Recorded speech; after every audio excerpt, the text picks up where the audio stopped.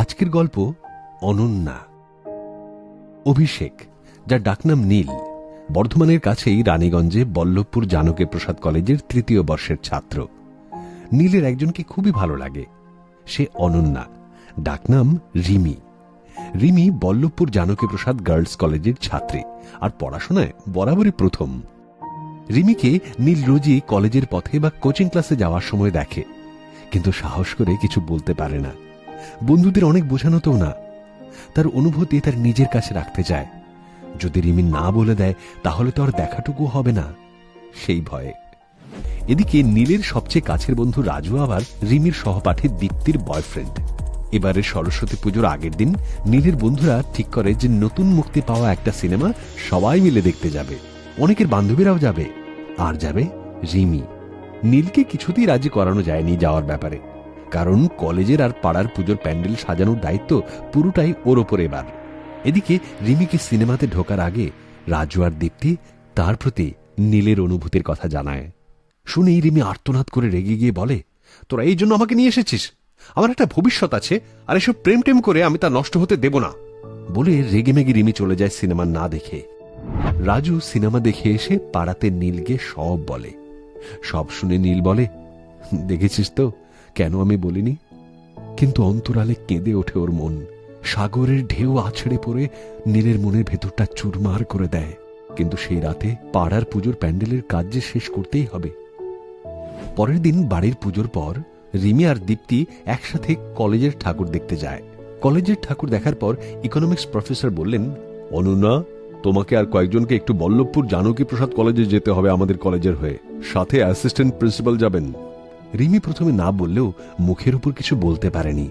কলেজের গেট পেরিয়ে একটা বড় নীল রঙের স্টেজ, যার সাথে তুলো দিয়ে তৈরি হয়েছে আকাশ, আর তাতে নানা রঙের পাখি উড়ে যাচ্ছে। আর তার সামনে একটা বিশাল আলপনা, যা দেখে মনে হচ্ছে কেউ খুব যত্ন নিয়ে এঁকেছে। অনেকক্ষণ তাকিয়ে থাকার পর হঠাৎ মনে হলো আলপনার রেখাগুলো জুড়ে গিয়ে তৈরি হয়েছে একটা শব্দ, যা অনেকক্ষণ না তাকালে বোঝাই যাবে না। এ কি? এই যে আমার নাম অনন্যা, কে এটা এঁকেছে? নীল? প্রশ্ন তখন তোলপাড় করে দিচ্ছে রিমির মন। ওদিকে প্রফেসর এগিয়ে এসে বললেন, চলো এবার যেতে হবে।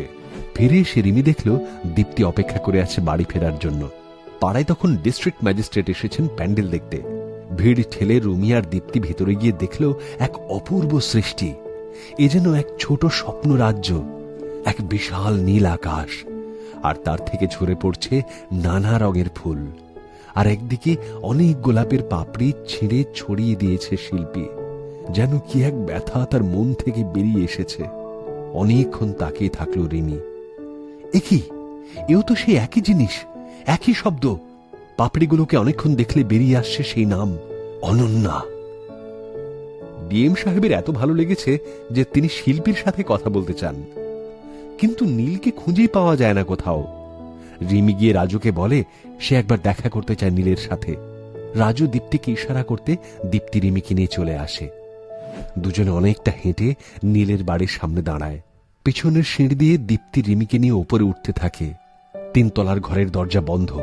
টোকা দেওয়াতে, কেউ না খোলাতে দীপ্তি আস্তে করে ধাক্কা দিতেই দরজা খুলে যায়। ভেতরে নীল পেছন ফিরে বসে ছবি আঁকছে। দেখে রিমি আঁতকে ওঠে, এ কি? এ তো তার ছবি। তাকে নিয়ে কেউ এত গভীরভাবে ভাবতে পারে? নিজেকে বিশ্বাস হচ্ছিল না রিমির। কিন্তু একই অবস্থা নীলের। চোখ দুটো কোটরে ঢুকে গেছে, লাল, মুখে উস্কো খুস্কো দাড়ি। এক লহমায় উঠে দাঁড়িয়ে নীল বলে, আমার কিছু বলার ছিল না, ওরাই বানিয়ে বলেছে। তুমি তোমার ভবিষ্যতে এগিয়ে যাও, এটাই আমি চাই। আমি কখনোই তোমার পথে এসে দাঁড়াবো না। আমার ওপর। রিমি এগিয়ে এসে নীলের ঠোঁটে আঙুল রেখে থামিয়ে দেয়। তারপর সব ভুলে জড়িয়ে ধরে নীলকে। কিছুক্ষণ সবাই চুপ। রিমির চোখে জল। রিমি ডুকরে কেঁদে ওঠে, বলে, নীল, তোমাকে বাদ দিয়ে আমার ভবিষ্যৎ শূন্য। আমাকে ক্ষমা করে দাও। তুমি বুঝিয়ে দিয়েছ সত্যিকারের ভালোবাসা ভবিষ্যতের পথে বাধা হয়ে দাঁড়ায় না, বরং এগিয়ে যেতে উৎসাহ দেয়। ওদিকে নীলের বাবা নিচ থেকে বলছেন, এই তোমরা নিচে এসো, ডিএম সাহেব নিজে এসেছেন নীলের সাথে দেখা করতে।